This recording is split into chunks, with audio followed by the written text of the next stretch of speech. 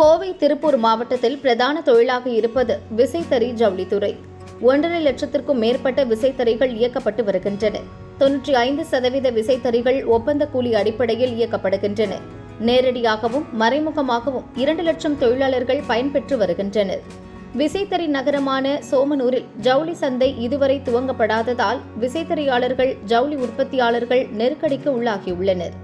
Solar மின்சக்தியை பயன்படுத்த விசைத்தறியாளர்கள் முன்வந்த நிலையில் அதற்கான மானியமும் நெட் மீட்டர் அமைக்க அனுமதியும் வழங்க இதுவரை அரசு எந்த நடவடிக்கையும் எடுக்கவில்லை.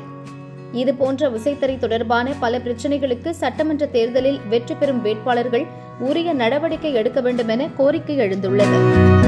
இப்போ இந்த பகுதியில் கடந்த 10 ஆண்டுகளுக்கு மேலாகவே விசைத்தறி தொழில் மிகவும் நலிவடைந்து வருகிறது.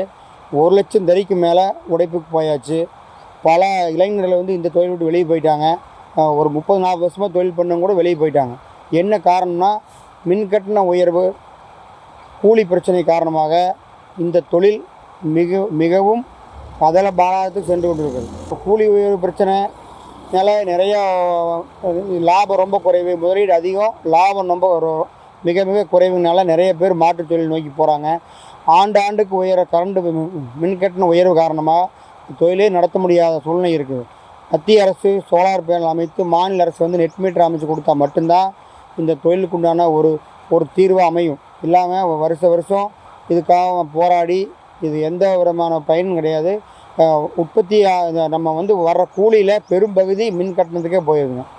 அப்புறம் அதுபோக நம்ம சோமனூர் சுற்று வட்டார பகுதியில் ஒரு விசைத்தறி ரகங்களுக்கு ஜவுளி சந்தை அது ரொம்ப நீண்ட காலமாக கோரிக்கையாக இருக்குது. இப்போ ஈரோட்டில் தான் சந்தை இருக்குது. இப்போ இந்த பகுதியில் கோவை திருப்பூர் மாவட்டத்தில் 2 லட்சத்துக்கு மேற்பட்ட தறி இருக்குது.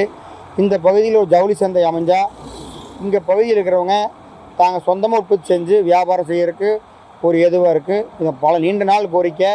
இது வரைக்கும் வர சட்டமன்ற உறுப்பினர்கள், முதலமைச்சர் சொல்லிட்டு போகிறாங்க, ஆனால் செஞ்சதில்லை. இந்த தேர்தலில் ஆளுகின்ற கட்சி, எதிர்கட்சி யார் ஆட்சிக்கு வந்தாலும் இதை கட்டாயமாக நிறைவேற்றணும்னு நான் கேட்டுக்குவோம். விசைத்தறிக்கு மாற்று தொழிலா அல்லது இதுக்கும் ஒருபடி மேலே தொழில் பண்ணுற ஆர்வத்தில் நிறைய பேர் இந்த கடந்த 10-15 வருஷத்தில் ஓய் மில், ஓப்பன் என் ஸ்பின்னிங் ஓய் மில் நிறைய பேர் அமைச்சாங்க.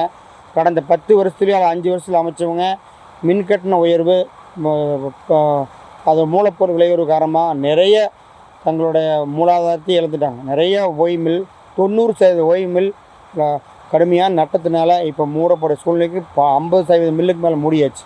இப்போ விசைத்தறி தொழிலுக்கு அடுத்தபடியாக ஒரு கட்டம் முன்னேறி போனவங்க நிறைய பேர் இந்த தொழிலோட மந்த நிலை அல்லது போதிய ஆதரவு இல்லாதனால நிறைய பேர் இதனால் பெரும் நஷ்டம் அடைஞ்சிட்டாங்க. அரசு ஓய் மில்லுக்கு, ஏன்னா ஓய் மில்லோட நூல் தான் பெரும்பகுதி விசைத்தறி தொழிலுக்கு பயன்படுது. 20s நூல், 30s நூல், 10s இந்த மாதிரி நூல்லாம் ஓய் மில்லு உற்பத்தி ஆகுது.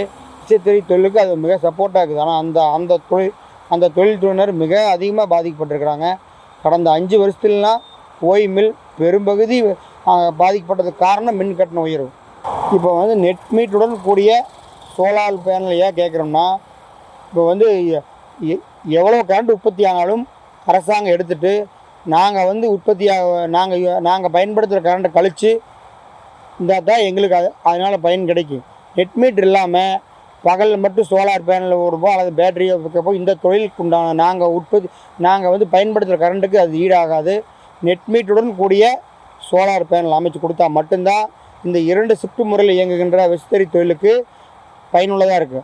15 வருஷத்துக்கு மேலாகவே ஜவுளி சந்தை இந்த பகுதியில் அமைச்சு தரணும் மிக நீண்ட நாள் கோரிக்கையாக இருக்குது. ஏன்னா அதிகப்படியான தறி 2 ஷிஃப்ட் முறையில் இந்த பகுதியில் 2 லட்சம் தறிக்கு மேலே இயங்குது. நாம் நாம் உற்பத்தி செஞ்ச பாடா துணி விற்பனை ஈரோடு அல்லது நாம்